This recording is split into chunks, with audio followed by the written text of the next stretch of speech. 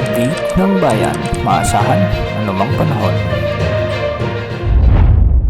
Magandang gabi po sa ating lahat. Narito ang update sa lagi ng panahon ngayong araw ng Biyernes, April 5, 2024 hanggang bukas araw ng Sabado, April 6, 2024. Sa ngayon ay hindi na nakakaapekto ang trough ng low pressure area na nasa labas ng ating area of responsibility sa sanmang dako ng ating bansa. Nawala na rin ang ridge of high pressure area na nasa silangan ng Luzon. Sa kasalukuyan ay ang easterlies ang patuloy na makakaapekto sa buong bansa ngayong araw. Ito ang magdadala ng mas mainit o mas maalinsangang panahon, subalit posibleng magdulot rin ng maulap at minsay mahinang ulan sa ilang bahagi ng ating bansa ngayong gabi. Para sa tayo ng panahon ngayong araw sa Luzon ay asahan ang maliwalas na panahon at mababa ang tsansa ng pagulan maliban na lamang sa mga isolated rains at localized thunderstorms sa ilang lugar. Asahan naman ang magandang panahon ngayong araw sa malaking bahagi ng Metro Manila, ngunit posible ang mga isolated rains pagsapit ng hapon at gabi. Asahan pa rin ang mataas na heat index bukas na posibleng umabot sa mahigit 38 degrees Celsius.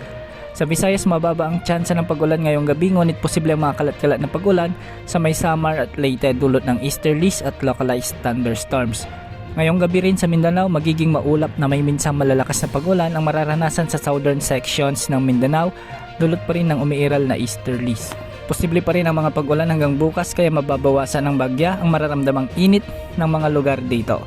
Sa kasalukuyan, walang nakataas na gale warning sa mga karagatang sakop ng ating bansa at wala rin tayong namomonitor na anumang low pressure area o posibleng bagyo na posibleng pumasok sa ating bansa hanggang sa susunod na 5 araw.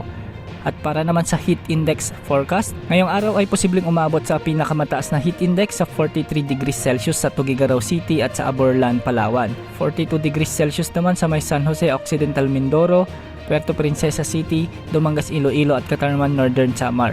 Posible ring pumalo sa 41 degrees Celsius sa Dagupan City, Pangasinan, Subic Bay, Olongapo City, Sangley Point sa Cavite, Mambusaw, Capiz, Iloilo City, Dumangas, Iloilo, La Carlota, Negros Occidental, Catbalogan, Western Samar, Purongan, Eastern Samar, Tacloban, Leyte at Zamboanga City at Cotabato City.